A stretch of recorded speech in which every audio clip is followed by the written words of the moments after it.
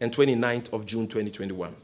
Yet, despite these blatant lies that were peddled by senior security officials under oath, which amounts to the offense of perjury, the committee failed to recommend any sanctions for these officers. Friends, the crime of perjury is a serious offense under our laws and must not be treated lightly, especially in a matter of considerable national interest such as this, when these officials spoke under oath and were duty-bound to speak the truth and nothing but the truth. You cannot go and swear an oath before a court of appeal judge to tell the truth and nothing but the truth and lie through your teeth. Okay, and when you are found, you are left off the hook. That is an endorsement of perjury which should not be countenanced. We wish to submit forthfully that all persons who perjured themselves before the committee should be interdicted and prosecuted in accordance with law. In conclusion, friends from the media, we are pretty sure that at this juncture, you, who are objective observers, would agree with our assertion that anything but justice has been said in this Ejura matter as far as the findings of the Justice George Kingsley Kumsin-led committee are concerned. This grand agenda to once again cover up, obfuscate, and try to normalize an issue of such magnitude and importance only speaks to what has been a consistent trend since President Akufo-Addo assumes the reins of power. Indeed, the starred events of Ayawaso West Wuogon brutalities are still fresh in our minds. And so are the state-sponsored violence perpetrated by state security agencies during the 2020 general elections, which led to the death of 8 innocent Guineans. Consistently, perpetrators of violence have been emboldened by the nonchalance of the Akufo-Addo Bawumia government. Our once revered state security agencies have been bastardized by the NPP, who continue to integrate their vigilante elements into them. Some security officials who are paid by the Ghanaian taxpayer to protect us comfort in maiming and ending innocent civilian lives and getting away with their crimes.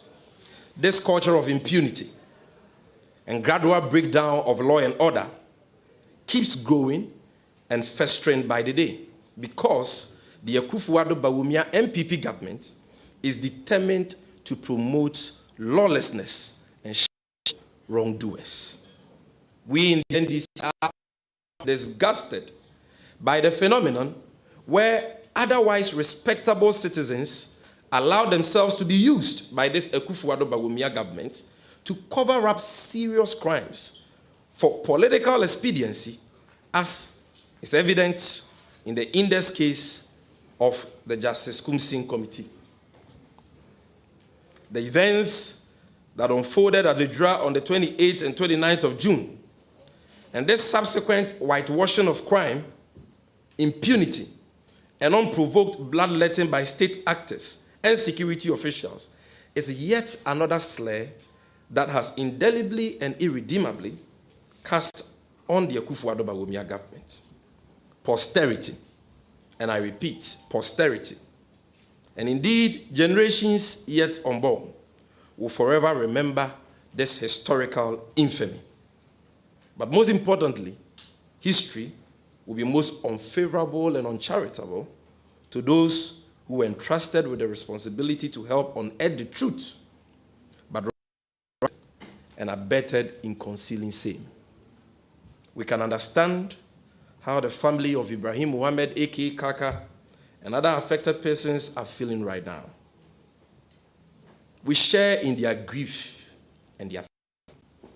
We know, just as the vast majority of Ghanaians know, that they have been handed a raw deal.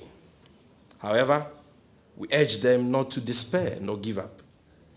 While they pursue other means of getting to the bottom of this matter, we wish to assure them that we stand shoulder to shoulder with them.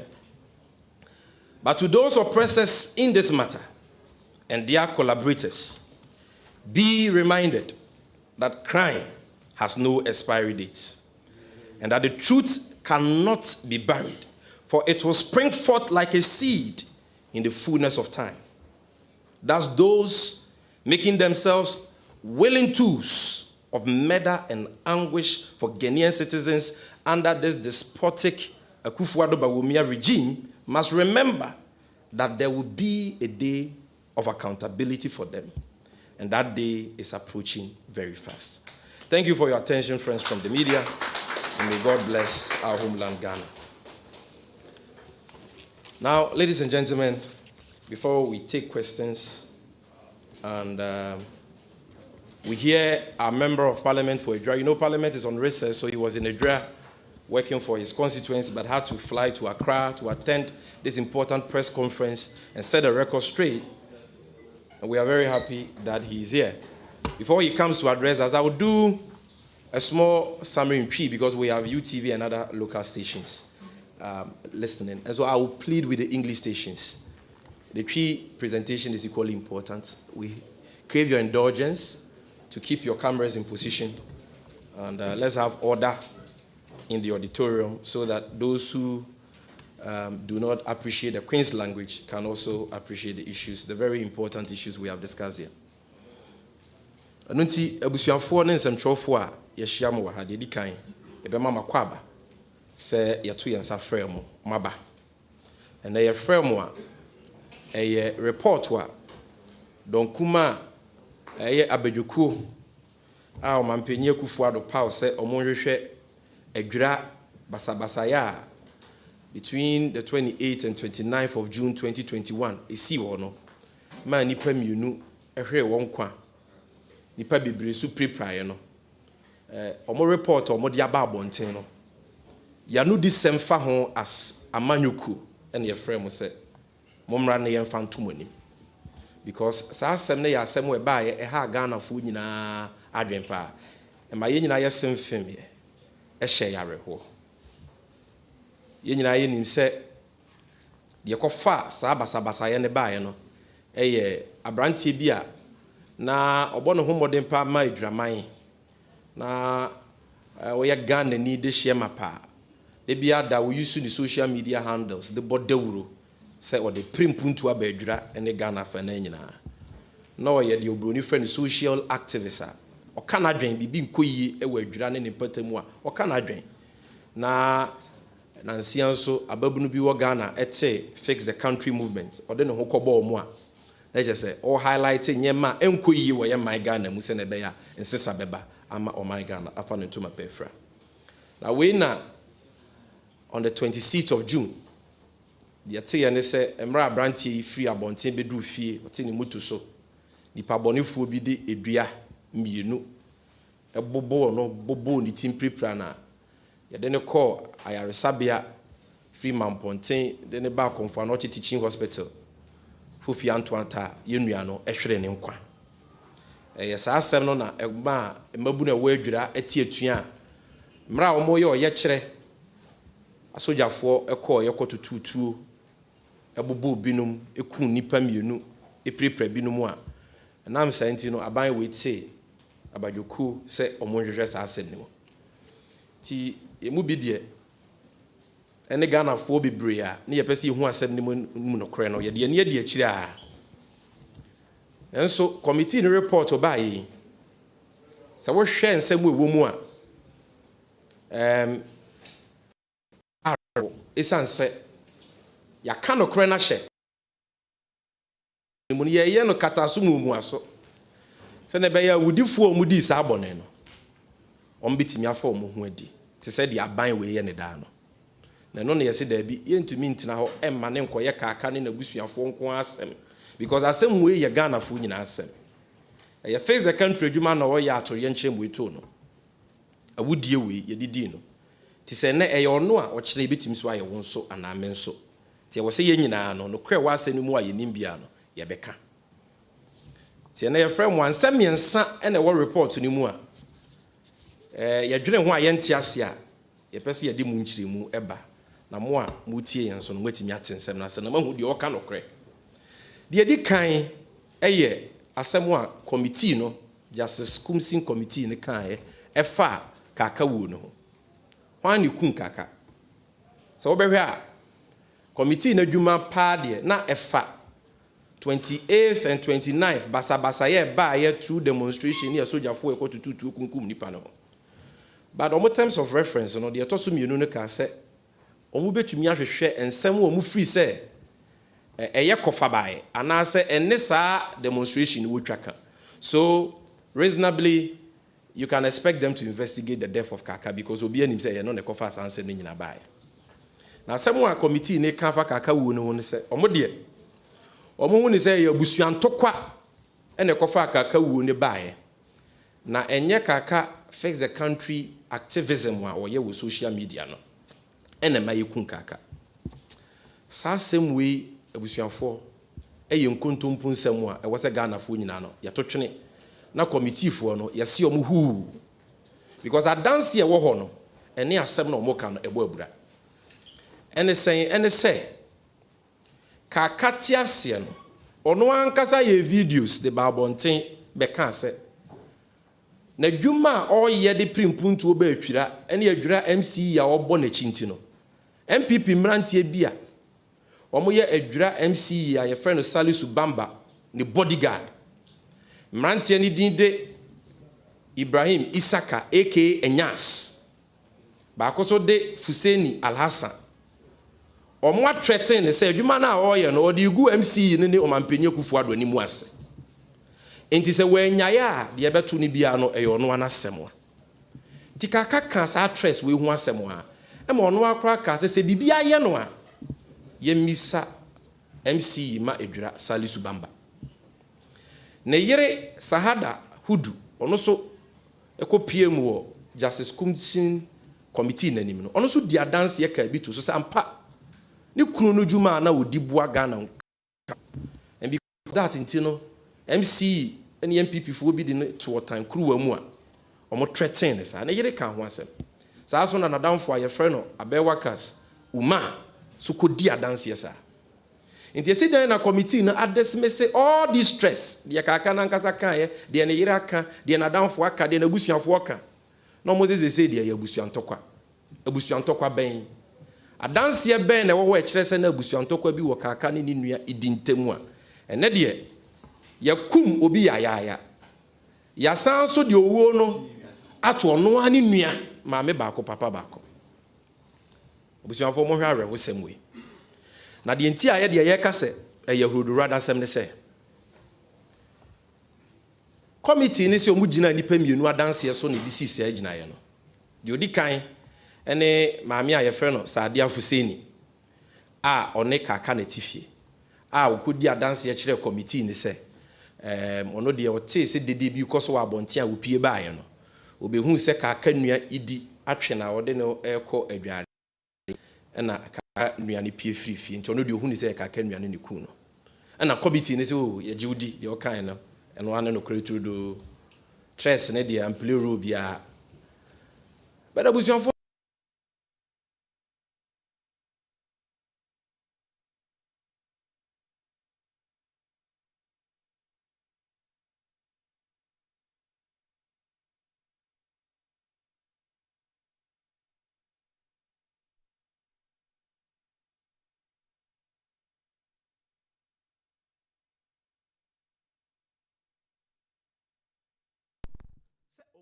near free compound ho and a crime scene was no who konti mambienu e maame na numsem no enti e na dance na odi ye no se ohun nipa mbienu no describe us nipa no and ma adwira police for koche Ibrahim Isaka aka Enyas and Alhassan Fusenia omo ye adwira MC no bodyguards enya sa de ne mumisa omo se e ye busuantokwa de asan amrantie mienu no ye chi omo ye den omo ye Kaka busuanfo omo nya Kaka busuanfo nti omo ba busuantokwa mu sen ye chi omo because that was the first account the eyewitness Sadia Fuseni gave.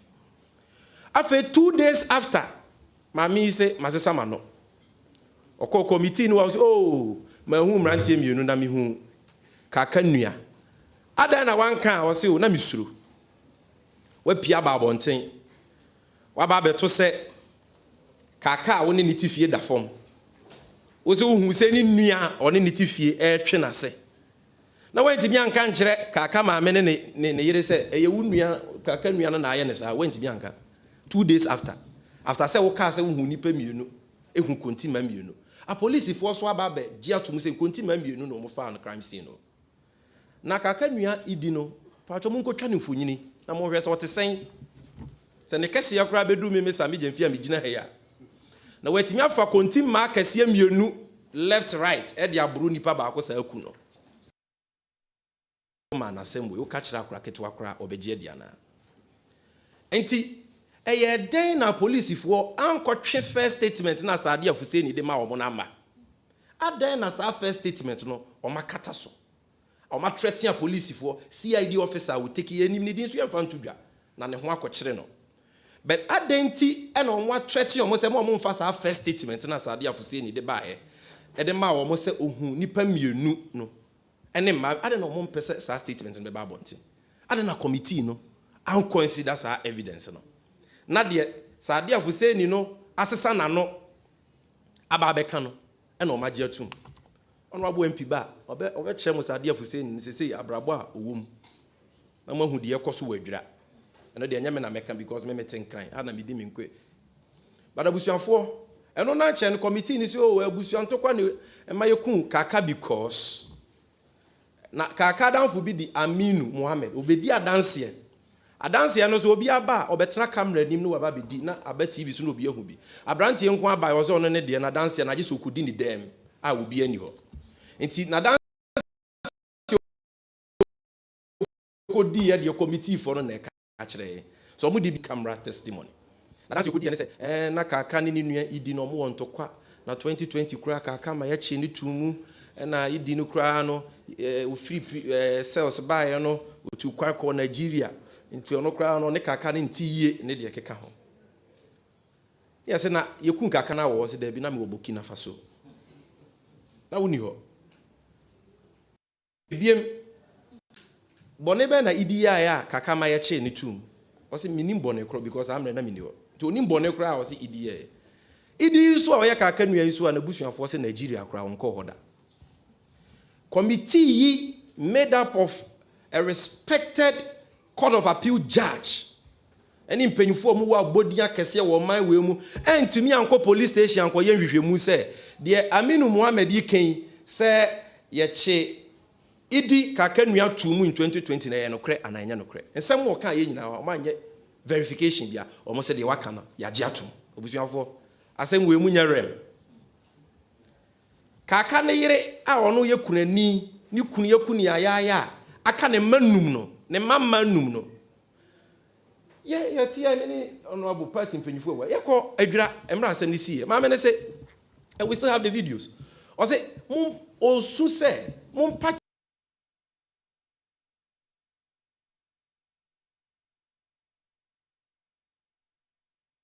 kunu ni hoyi ono na be hwe honorable mebo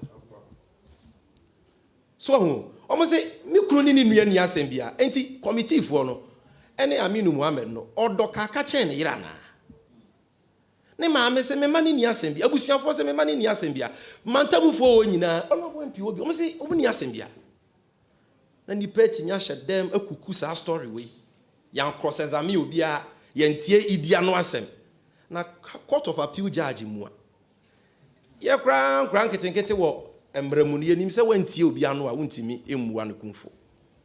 You see, you cannot judge a man on head. And then your friend the odi or terrain pattern rule. No, it is obi be cast them to also say obi na kum nipa.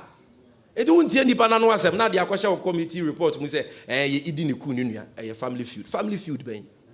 Yes, katasu mu aso na mo pesa mo ye. Na se mu free sa dance na ekita mo no enwie peye. Ye de kra there and just say we are taking sides. It is a word of Saade Afuseni. The second word, the second account, no. I conflict in the first account. No? It is that second account against the account of Kake's wife, Kake's mother, and other witnesses. It is a free, so we need conclusive evidence. Their friend is smoking gun. Eh, but we who you kum kaka. Eh, your shesa will be candy okun kaka. Kasa we dear. Ye rich money yan we pay and be jaya ma police fire then. Ashishim. Because it's here, the police suspects are in custody. Now, because of Busuantokwa, and the Mayokunka, can I just say 2 MPP macho for no? MC in the bodyguard, no, ye nyai or momeboa. Because they are Busuantokwa. Naka can you mum them? They are setting the stage to cover up the matter. Because on committee, we are saying for sure, say Busuantokwa, almost say it is more probable that Kaka was killed because of a family feud. Now, criminal matters, it is not a matter of probability. Civil matter you determine on the basis of the preponderance of probabilities. But about criminal matter, lawyer for say you must establish or be guilty beyond every reasonable doubt. Yeah, lawyer for crasi. Into why are they talking about probabilities here? I'm spending time on this because I say we yeah. Kaka anya boni bi adwuma na oye no man na okoma no. Oye MPP ni mapa. Ye wo power no boy echi obi ankum no. Na ye den on de ono ane party aba power no ye fix the country agitations. E show nyama bone a aban eye wa adwira opese nsesa ba. Ye kokum ni ya. Ni ye san so de hye ni nua. Ni ye pese ye ka no kure wa asem ni mu hye. Nti ye de ye say ye ne abusuafo ne ye adwen. Se committee report no mabɔ to agu. The committee ni si o yema o musika na yema me victims na aka ni sika. Sika betumi replace ni pa nkwa na. De ye hwehwe ne sa tentere ne be ye adwuma. Na tentere ne so be ye adwuma je se no kra ye den aye adwuma. No kra ne atentere ne ye adwuma na wo se wo de mpata sika e ka ho a na ne obi ate ase. Na wontumi meka no kra no ensie enye kata so mumuaso. Na wo wia waka se ji sika ne yemfa no kra no koto nchen. Busuanfo de atoso mienu eye committee no recommendation fa asojafo omko tututuo ekokunkum nipa. Committee no hwehwe mu kire se na enwu hia se ye besoma asojafo amoma kwa adwira. Because demonstration na amrante na ye no na enya ade a ehu broso bia na committee na adwim no mu hu ni se nka a police ye reso na ehia komo kra betimi aso demonstration na no a ka basabasa ye bia emba adwira. Eno de ne omo ye ho adwen. Enti se asojafo a ye de omo kɔ adwira no na eso ni mfaso na enwu hia na mmram pa asojafo adwuma na eni se ye de omo kɔ sa mmre na omo de omo kɔ ye ma omo order so omo nkɔtutu sa atu no omo de ade ne ye gyae omo. Ashanti regional minister Simo se mensa okasa basabasa okɔ committee o nipa wu so okasa defende te se de o se ono de onya intelligence se asem ne betumi escalate. Nti osoma soja for so mo ko ne biza na intelligence ru nya firi o se no de menka eno de onka your man is intelligence bi si na onka e di se na mami ntwa so te bia na owo mu o de ma sa order no bi anim. And I hope those who understand me understand what I'm saying. So what you say?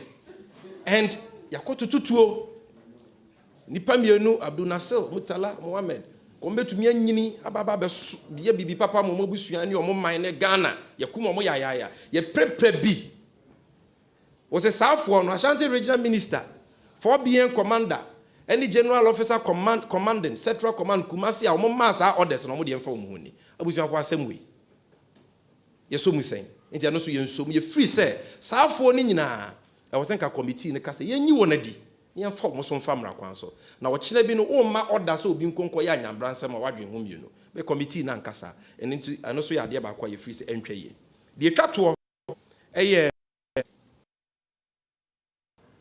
committee ne say ye transfer no eno de em say asre semsan so ya atemdidie e ma ye nyina district commander wanye na dwuma yie na nam so ama nipa hwe won kwa o say ye transfer ni mfiri adwura na wo transfer ne de abaye ne den wonya ne hwe. Because all transfer no with the same rank need the same position which is a routine administrative exercise. Security agencies ne ye. Ti the free say wasn't komo ye ne say ne rank no ya teso because wanya na dwuma yi ama nipa wu. Eno ne ye punishment. Ananse ye yi na di. O kene bi no okọ adwuma foforo mu na o ye na dwuma obeye ne yie na nkwankwa fa ato ya nche ene nipa kum amba. Abusuafo de twato ye a police for mpenyufo ni asoja for mpenyufo a omukọ justice kumsin committee yanim na omo cameras mu na ye bisa omo nsem abra omo swai so omo be ka nokre Now we try and contempo. Now parampara heard the 55-page report of Justice Commission Committee here. Oma find they say in some way kind in contempo. Police in Ipenya or Ejura district, your friend DSP Philip Hammond. Okoka say you bizarre say na water cannon tanker, what they call water cannon vehicle, how they call address ye ho. E mra na yesie matu kaka. A ye hu say mrante ne to ebo obo no. Then na what they call because you kwakosi obi keke.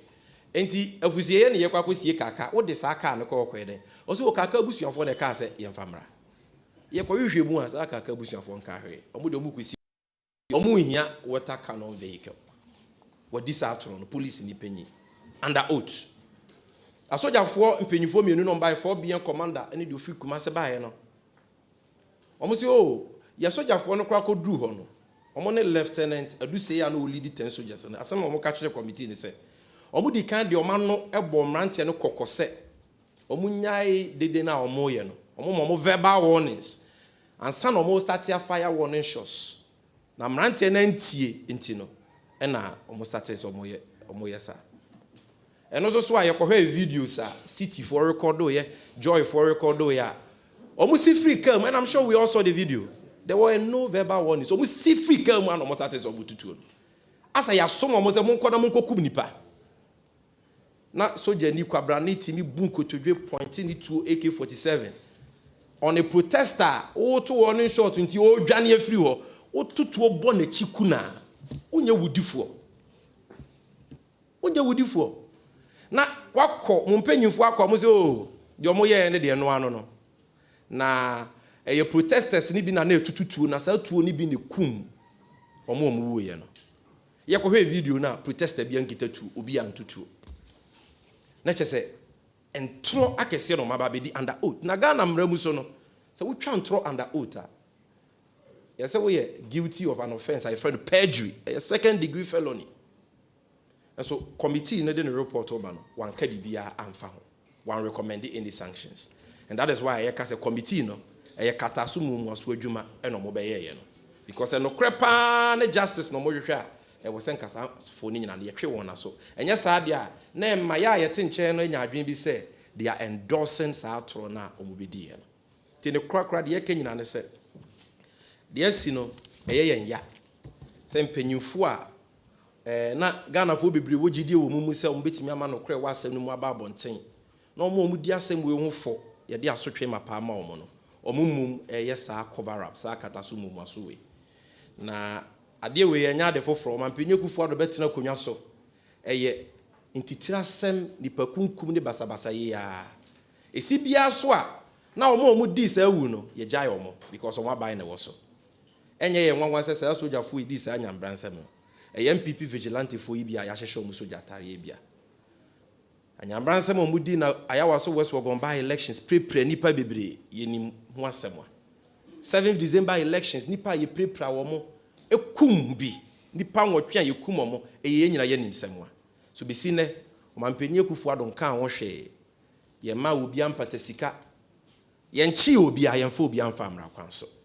Na just o mampenya gufu ado no ono na ye the commander in chief for the ekoso ni nyina eba na wakata so no wamuamu aso no de hye omukutupa na omo ye ne mo tie de ye pese ye ka che kaka ni na busuafo na adwiraman se yenim eyawo omuwom yenim de omukum edo munya abotre ema omu give up ema omu mpaba na na mo pese omutu bia no ye tae omachi a ye bebo omachi dom kopem se no kre wasem no mbepie na justice aye adwuma na as for mpenyufu a wo free so mo di bone na Justice Commission report ababa ye kataso mu aso nti o mafo mo ho adi ne de o mo nkan hu se bone wo ho ye nsuma na che kra won kuru abaye ma ama no kra na ba bonten na mire bi so beba o mo be answer for their crimes and that day no enche kra e beba na nsia nti abusu for ye da mu nyina mo say thank you. So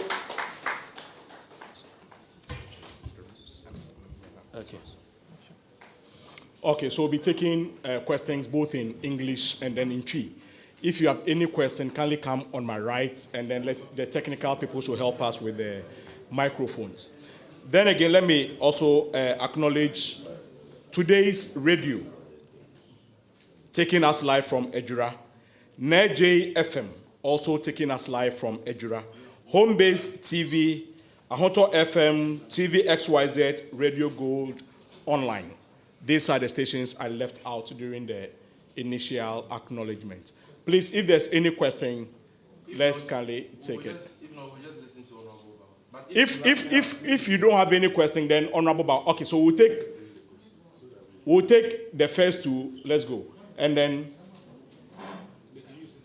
yes. So after then Honorable Bawa will join us. I fought for J1 celebration. I want to ask, beyond this press conference, will a future NDC government